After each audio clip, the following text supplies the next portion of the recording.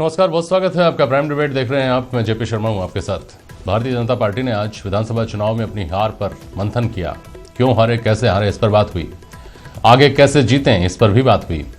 Party के अलग अलग मोर्चों के लोगों ने अपना फीडबैक दिया, दिग्गजों ने इस पर चिंतन किया और जीत के मंत्र लोकसभा चुनाव के लिए गढ़े और पढ़े। राजनीति में दिलचस्पी रखने वालों की जिज्ञासा यह है कि जिन कारणों को भाजपा अपनी हार के कारण मानती है, उन कारणों को फकत 2 महीने में दूर किया जाना क्या संभव है। दिलचस्पी इस बात में भी है कि विधानसभा में 22 से 99 पर पहुंचने वाली कांग्रेस क्या यह सिलसिला लोकसभा में भी जारी रख पाएगी। क्या कांग्रेस अपने दावे के मुताबिक 20 से ज्यादा सीटें जीतने में कामयाब हो पाएगी। आज इन्हीं सब सवालों पर चर्चा होगी। पहले ये रिपोर्ट। बीजेपी ने शुरू की लोकसभा चुनावों की तैयारियां। बीजेपी ने अपने मोर्चों में शुरू की जोश भरने की कोशिश। संगठन के पदाधिकारियों ने 7 मोर्चों की ली संयुक्त बैठक। लोकसभा चुनाव को लेकर दिए गए टिप्स। बीजेपी ने मोर्चों के लिए कार्य योजना की तैयार। कार्यक्रमों के जरिए जनता तक पहुंचने की बनाई गई रणनीति।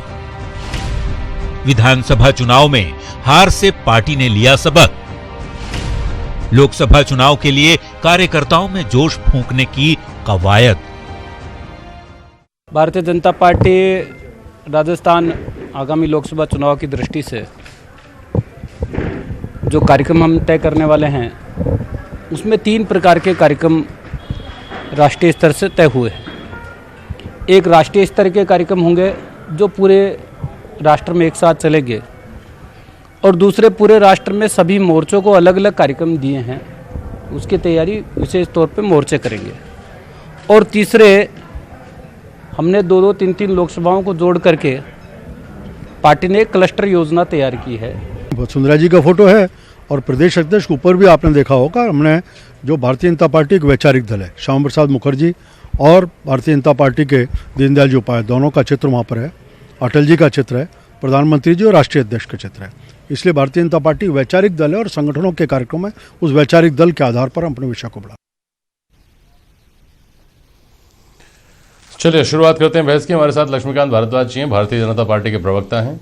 प्रकाश भंडारी साहब हैं हमारे साथ, आप वरिष्ठ पत्रकार हैं। और सुरेश चौधरी जी हैं, कांग्रेस के प्रवक्ता हमारे साथ। बहुत स्वागत है आप सभी साहिबान का।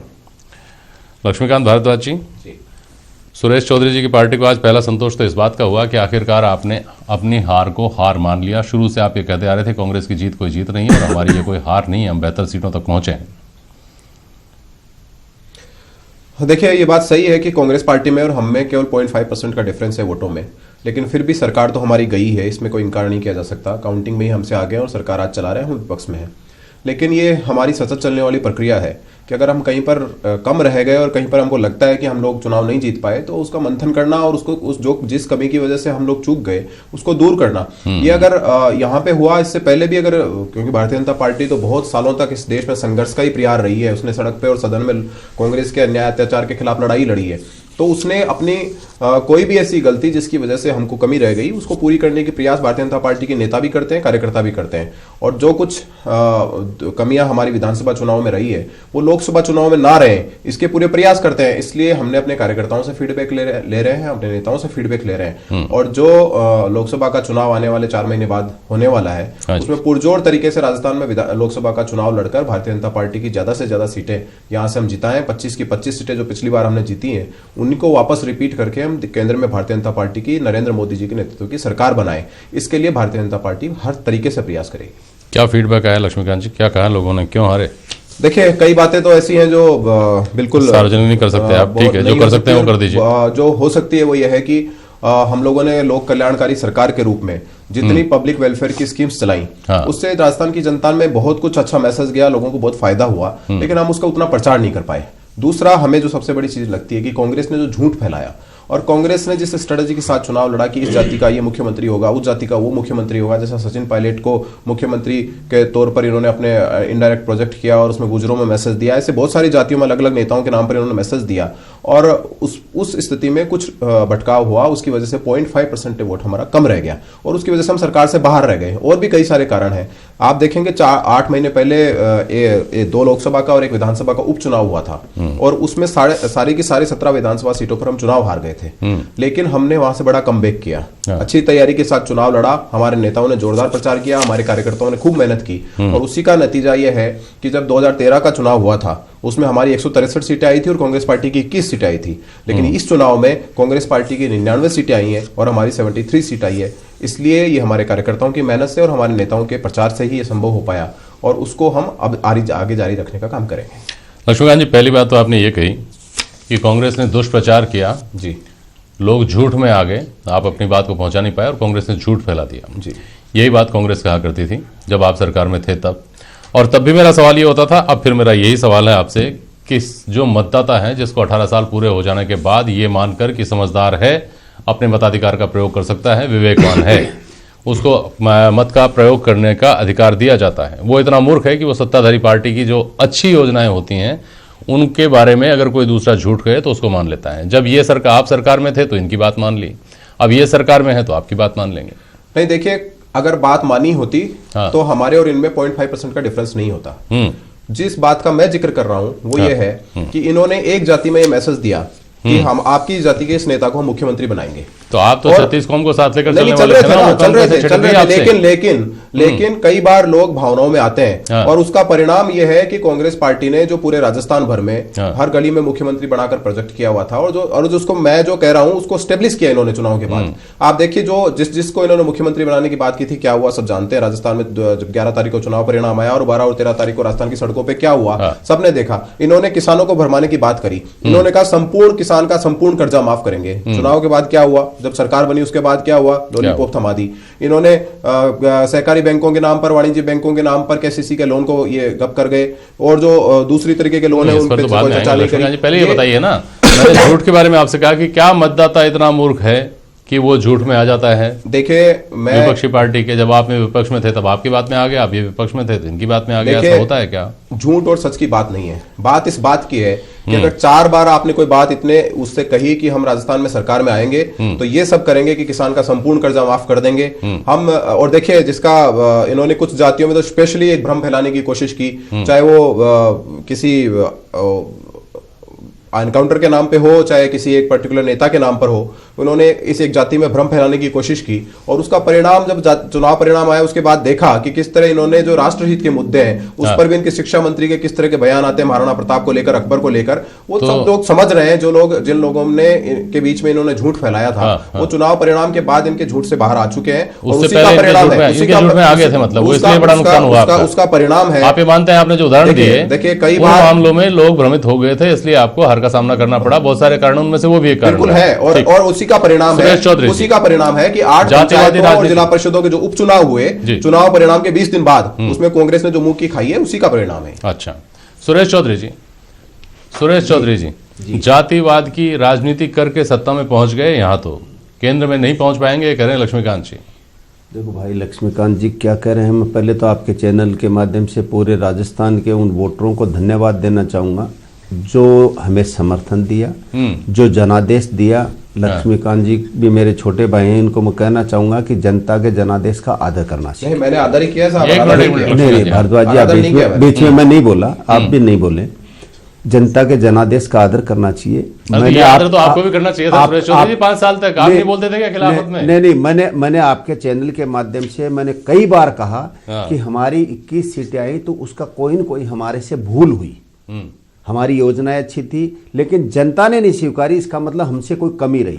वही बात आज हम बहुत अच्छा किया आपने, आप इस बात पर ले आए तो इसका मतलब आप भी मतदाता को बेवकूफ समझते थे? नहीं, बेवकूफ नहीं, वो आपकी योजनाओं के हम स्वीकार करते थे, उसको नहीं समझ पाया था 2013 में, अब समझ गया 18 में आकर। ना जेपी जी, हम स्वीकार करते थे कि हमसे कोई भूल हुई है जो जनता ने हमें नहीं स्वीकारा।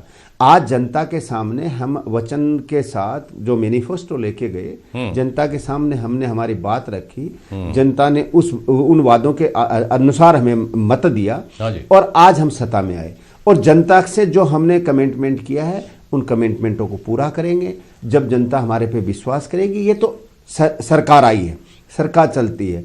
अब आज जो लोकसभा की बात कह रहे हैं, भारद्वाज जी को मैं फिर कह रहा हूं कि आपके पास खोने का समय आ गया। अब खोने को ही आपके 25 सीटें हैं और हमें लानी है। हमने जो हमारे हाईकमान से हम कह रहे हैं कि हम 20 से 25 के बीच में सीट लाएंगे, हम गारंटेड 20 से 25 सीट इसलिए लाएंगे कि जनता से जो हम कमिटमेंट कर रहे हैं उनका पूरा करने का काम हम करते हैं। आज हमने किसान की बात कही, हमने 4 महीने बाद कौन सी सीट ले आएंगे आप आपके पास करने के लिए? अभी जो है वो सिर्फ घोषणाएं हैं। इन 4 महीनों में आप कौन से विकास के काम कर देंगे? हमने कहा था 10 दिन में किसान का ये क्या अपने आप में एक बड़ी चुनौती नहीं है कांग्रेस के सामने? बिल्कुल चुनौती है। कांग्रेस सत्ता में तो आ गई। प्रकाश भंडारी जी सवाल है मेरा, फिर आता हूं सुरेश जी आपके पास। कांग्रेस के सामने क्या ये बड़ी चुनौती नहीं है कि जो डायरेक्ट डिलीवरी वाली चीजें हैं वो तो आप कर सकते हैं, उसके अलावा आपके पास करने के लिए अभी वक्त नहीं है।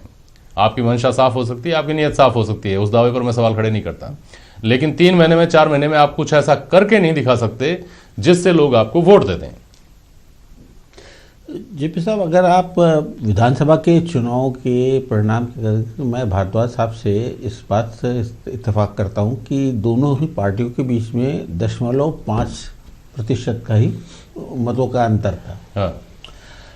ये अगर आप इसको और बारीकी से देखें तो आपको लगेगा कि पिछले लोकसभा सीटों के अंदर जहां बीजेपी ने 25 में 2500 सीट जीती थी, वो स्थिति अब उनके लिए नहीं है। अब स्थिति जो है इस विधानसभा के जो मतदाताओं का रुझान है उसकी मैट्रिक्स को अगर आप बारीकी से देखें तो कांग्रेस को हद में हद 11 से 12 सीटें मिल रही। वो उसका संकेत खाली इतना ही माना जाए कि अगर जो विधानसभा का ट्रेंड है वो लोकसभा तक कायम रहे तो 11 सीटें मिल रही हैं। 6-7-8 सीटों में भीषण संघर्ष होगा। तो दोनों ही पार्टियों के बीच में 25-25 की बात करना भूल जाए। ये 25 सीट तो किसी भी पार्टी को नहीं आ सकती। वो एक जमाना था जब 25 सीटें बीजेपी ने जीती थी। उसका कारण ये था कि घोर निराशाओं के बीच में कांग्रेस ने वो चुनाव लड़ा था। आधे मन से अधमरी पार्टी थी, ऐसी हालत हो गई थी क्योंकि जो वोट का पैटर्न था उसमें तो कोई लिख ही नहीं, मतलब दिख ही नहीं रहा था कि विधानसभा के चुनाव के बाद में कोई स्थिति बन सकती। तो हिम्मत ही नहीं थी, निराशा इतनी थी, हताशा थी और सबसे बड़ा संसाधन की भी कमी थी।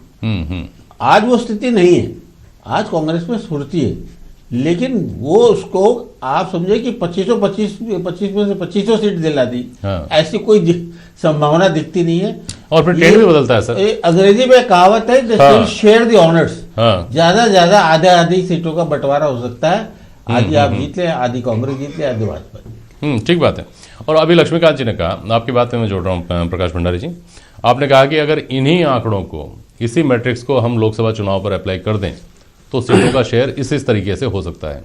ऐसा होता कहाँ है? 6 महीने बाद जो लोकसभा के उपचुनाव हुए थे, जो लक्ष्मीकांत भारद्वाज जी ने कहा कि उस वक्त तो हमारी 17 की 17 सीटें चली गई थी, हमारी तो बहुत बुरी हालत थी, हमने तो फिर भी ज़बरदस्त कम बैक किया है, हम फिर भी 1/3 से ज़्यादा सीटें लेकर के आए थे, उसमें तो हमको 0 मिला था। तो जब 6 महीने में, 7 महीने में पहली बात तो ऐसी स्थिति बनती है, तो 4 महीने बाद क्या होगा हम नहीं जानते। दूसरी बात, लोकसभा चुनाव का और विधानसभा चुनाव का चरित्र पूरी तरह से अलग अलग है प्रकाश भंडारी जी। तो ऐसी स्थिति में जो तैयारी होगी वो ये मानकर नहीं की जा सकती कि ये पूरी तरह हार गए हैं तो हम एकदम मजबूत स्थिति में हैं, या भाजपा ये सोचकर निढाल नहीं बैठ सकती कि कांग्रेस तो अब चूंकि सत्ता में आ चुकी है, सब तरह से संपन्न हो चुकी है, बहुत मुश्किल है आगे बढ़ना। क्या लगता है प्रकाश जी? सब मुझे तो ये लग रहा है कि एक चुनाव के बाद, मतलब विधानसभा के चुनाव के बाद एक छोटा सा बहुत बारीक रूप से शायद कहीं कोई संकेत मिलेगा, तो वो अलवर जिले के रामगढ़ के अंदर जो चुनाव हो रहा है उसमें वो काउंटरमैंड हो गया था बीएसपी के कैंडिडेट की मृत्यु के कारण, वहाँ वो चुनाव हो रहा है। और आप अलवर के चुनाव को देखें तो ये उसमें बीजेपी और कांग्रेस दोनों के लिए जबरदस्त चुनौती के रूप में बीएसपी से एक चुनौती मिलने वाली है। उसमें आपको मालूम पड़ेगा कि साहब कौन कितने पानी में। लेकिन बीएसपी तो गठबंधन में जारी है ना जी, गठबंधन लोकसभा में तो गठबंधन जारी है। गठबंधन का देखिए बीएसपी को और भी मायावती के लिए अभी जो संकेत मिल रहा है उसमें कांग्रेस के साथ कोई गठबंधन की अभी संभावना नहीं दिख रही। तो वो शायद अलवर के रामगढ़ के ये विधानसभा की जो है उसमें मुझे लगता नहीं है कि उसमें कोई गठबंधन की गुंजाइश बनेगी। लगता है बीएसपी को अपने, तो वो मैं रामगढ़ का इसको कह रहा हूँ। नहीं, रामगढ़ में तो नहीं, रामगढ़ में तो पार्टी का क्लियर है ना, रामगढ़ में तो बीएसपी लड़ेगी अपनी जगह पर। चुनाव के लोकसभा चुनाव के नुक्ते नजर अगर हम देखते हैं, एक संकेत देखिए उसका कारण यह है कि अलवर की सीट और अजमेर की सीट से संकेत मिले थे संसद उपचुनाव के। तो ये जो आपको संकेत मिलते हैं वो आज का जो एनलाइटेंड है, इतना प्रबुद्ध मतदाता है कि वो सब तरह की बात सोच करके करता है। वो कितना खुश हुआ है कांग्रेस से या बीजेपी की पराजय से कितना दुखी हुआ है, इसका एक थोड़ा सा संकेत आपको मिलेगा। ठीक बात। लक्ष्मीकांत भारद्वाज जी, एक सवाल यह आता है बार बार, लोकसभा उपचुनाव की जब हार का मंथन किया था आपने, तो आप आज की तरह से इतना अपने आप को टाइट तरीके से बंद किए हुए नहीं थे। आपकी पार्टी के लोग, उन्होंने स्वीकार किया था कि कार्यकर्ताओं की अनदेखी हुई, कार्यकर्ताओं में कहीं ना कहीं उस वजह से रोष है, जिसकी वजह से हम लोगों को हार का सामना करना पड़ा। हालांकि बाद में आप इस बात से मुकर गए, आप लोगों ने कहना बंद कर दिया, मानना भी बंद कर दिया कि कार्यकर्ताओं की कोई अनदेखी हुई है। लेकिन हैरानी की बात यह है कि आपने मंत्री दरबार लगाना शुरू किया, पूरे 5 साल आपने मंत्री दरबार लगाए और वो कार्यकर्ताओं के लिए थे केवल। बहुत ही, ये अपने आप में एक बहुत बड़ा कॉन्ट्रडिक्शन नहीं है प्रकाश भंडारी जी, जहां आप सिर्फ कार्यकर्ताओं के लिए मंत्री दरबार लगाते हैं, मंत्री बैठते हैं, कार्यकर्ताओं की बात सुनते हैं, और वहां उस पार्टी के ऊपर कार्यकर्ताओं के हवाले से ये तोहमत मढ़ी जाती है कि साहब कार्यकर्ताओं की सुनवाई नहीं होती। लक्ष्मीकांत भारद्वाज जी, इसको कैसे दूर करेंगे? अब तो आप सरकार में भी नहीं है। नहीं, देखिए ऐसा कहना भी गलत है कि हमारे मंत्री जो भारतीय जनता पार्टी के कार्यालय में बैठते थे वो केवल कार्यकर्ताओं की सुनवाई के लिए नहीं, ये तो आपके साहब का ऐलानिया था, कार्यकर्ता पहुंच सकता है, ये तो आपकी पार्टी का ऐलानिया कार्यक्रम था कि हमारे कार्यकर्ताओं की सुनवाई हो रही है। देखिए ये बात ठीक है, मैं कह रहा हूं बार-बार आरोप लगाते थे आप, वहां पर सुनवाई आप कार्यालय में क्यों लगाते हैं और आप कहते हैं हमारे कार्यकर्ताओं के लिए लगाते हैं। लोकसभा का चुनाव, ये चाहे उपचुनाव पहले के हो चाहे ये विधानसभा का चुनाव हो, इन दोनों से अलग है। भारतीय जनता पार्टी का कार्यकर्ता इतनी उत्साह से लोकसभा के चुनाव में लगने वाला है क्योंकि उसको मोदी जी को प्रधानमंत्री बनाना है, और मोदी जी को प्रधानमंत्री बनाने के लिए इस प्रदेश में जितना भारतीय जनता पार्टी का कार्यकर्ता उत्साह से काम करेगा, मैं व्यक्तिगत रूप से यह कह सकता हूं कि उसकी क्षमता का उपयोग जो भारतीय जनता पार्टी के चुनाव में होने वाला है, ये क्योंकि कार्यकर्ता को ये लगता है विधानसभा के चुनाव में क्या वो अच्छा नहीं था? क्या भारद्वाज जी आप विधानसभा में उत्साह नहीं थे? और जिस इसका मतलब वसुंधरा जी की जिस वजह से इसका मतलब आपके पार्टी में फूट उसको दूर करके भारतीय जनता पार्टी का कार्यकर्ता ठान चुका है कि उसको चुनाव लड़ना है, चुनाव जिताना है। क्योंकि भारतीय जनता पार्टी का कार्यकर्ता जब ठान लेता है तो करके दिखाता है, और लोकसभा का चुनाव जीतने के लिए क्योंकि देश के लिए जरूरी है, क्योंकि उसके सामने विकल्प है कि अगर वो चुनाव जीतता है तो मोदी जी देश के प्रधानमंत्री होंगे, अगर वो चुनाव नहीं जीतता है मेरा परिवार जिसने इस देश को लूट कर रख दिया वो परिवार वापस सत्ता में आ जाएगा। इसलिए भारतीय जनता पार्टी के कार्यकर्ता ने ठान लिया है राहुल गांधी जी जो प्रधानमंत्री उसके सामने बिल्कुल स्पष्ट है कि अगर उसको चुनाव जिताना है तो उसको मोदी जी को प्रधानमंत्री बनाना है, और उसकी कमी कहीं रह गई तो एक लुटेरा परिवार जिसने 70 सालों तक इस देश को लूटा है वो सत्ता के पास पहुंच जाएगा। इसलिए जो परिवार पार्टी का कार्यकर्ता ठान कर बैठा है, कितना ठान कर बैठा है, 5,000 करोड़ की जमानत है, इतना बड़ा राष्ट्रीय वक्ता की 5,000 करोड़ के करप्शन के मामले में जमानत में है, मां बेटे जमानत में है और बेटे के पिताजी की जमानत में है, और पिताजी की जमानत में थी। अरे सुनिए नेहरू जी की कौन सी उंगली कटी हुई श्रीमान, नेहरू जी की कौन सी उंगली कटी हुई? अरे सुनिए राजीव गांधी के मामले में जमानत थी, राहुल गांधी के मामले में जमानत है, और सोनिया गांधी की के मामले में जमानत है, और अपने जैसा किसी और को दिखाए परिवार पर लगाया गया आरोप देश की राजनीति किया कैसे प्रधानमंत्री को। सुरेश जी सुनिए, सुरेश जी एक मिनट, सुरेश जी सुनिए।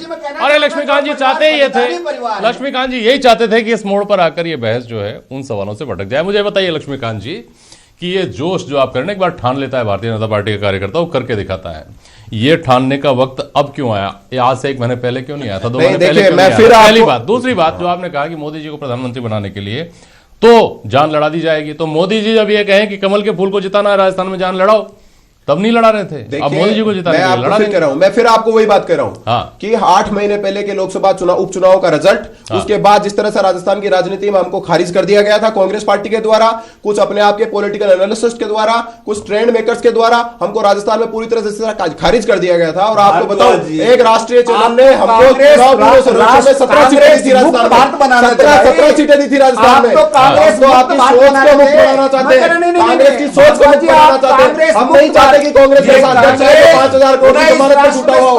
हम नहीं चाहते कि वो अगस्ता वेस्टलैंड में दलाली खाता हो। हम नहीं चाहते कि वो स्कैम में फंसे। हमको कांग्रेस को देखना चाहते हैं, इसलिए हमने कांग्रेस मुक्त की बात की।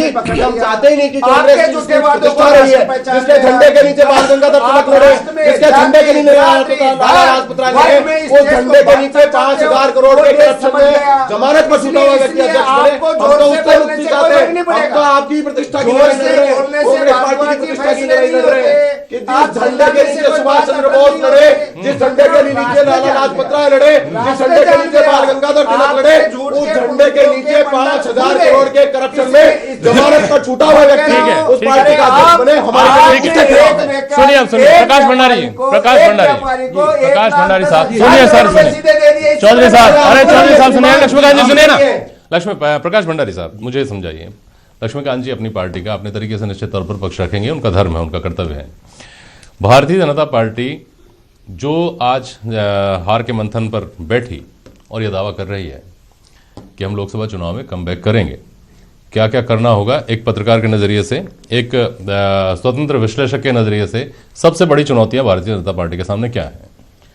देखिए, भारतीय जनता पार्टी ने विधानसभा के चुनाव में उनकी पूर्व मुख्यमंत्री वसुंधरा राजे के खिलाफ एक माहौल बन गया था।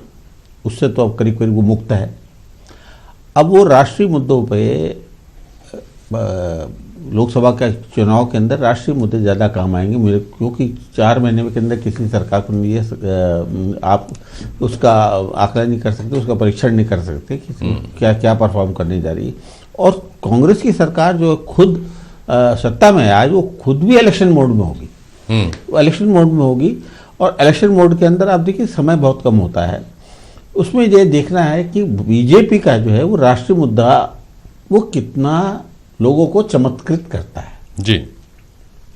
राष्ट्रीय मुद्दे पे कितने, मुझे लगता नहीं कि स्थानीय मुद्दों पे आप उसके अंदर वो सही छौंकन का काम कर सकते हैं, लेकिन मूल जो आपका जो है वो भोजन जो है वो तो आपको राष्ट्रीय मुद्दे से ही मिलेगा। और ये राष्ट्रीय मुद्दे ही काम आएंगे। और राष्ट्र पूरे, क्योंकि जनता में जो बहस होती है लोकसभा चुनाव के अंदर, आपने पिछले चुनाव में देखा होगा कि कुल राष्ट्रीय स्तर पर ही हुआ था। और मोदी जी ने जो अपनी एक हवा चलाई थी तो राष्ट्रीय मुद्दों को लेकर चलाई थी। तो भाजपा के पास राष्ट्र आज केंद्र में सत्ता पे है, और तो भाजपा के पास बहुत अच्छा मौका भी है कि वो सत्ता में है और अपनी बात नई सिरे से कर सकती है। लेकिन भाजपा की सबसे बड़ी कठिनाई है जो अभी आपने देखी होगी, और वो विधानसभा के चुनाव के अंदर वो क्या है, वो जवाबदारी की है कि भाजपा जब से सत्ता में आई है, आर्थिक पक्ष इस देश का जो है वो कोई खास नहीं दिख पाया। और जैसे जो बड़े बड़े वायदे किए गए थे उसमें तो वायदे जो पूरे नहीं हो पाए वो सबसे बड़ा मुद्दा है। और अब आप कोई नया वादा पूरा देंगे जनता को, उसको पूरा करेंगे, क्योंकि आपको पुख्ता ढंग से अपनी बात समझानी पड़ेगी कि हमने ये किया था, कोशिश प्रयास किया था और ये हुआ और ये नहीं हो पाया, उसके कारण आप अपने कारण भी बताएं। आप देखिए मेक इन इंडिया को टोटल फेलियर है, कहीं जिक्र नहीं करते आपके प्रधानमंत्री।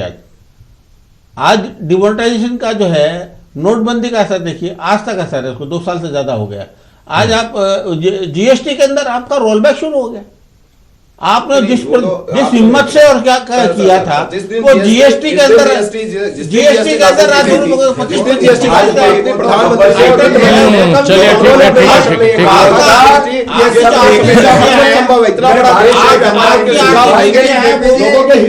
चलिए सर, हो गया, समय हो गया, सुरेश जी समय हो गया, लक्ष्मीकांत जी समय हो गया। बहुत शुक्रिया आप सभी का, बहुत शुक्रिया आप सभी का आज प्राइम डिबेट में शामिल होने के लिए। आज के लिए बस इतना ही, आज के लिए बस इतना ही सर। बहुत शुक्रिया आप सभी का, नमस्कार।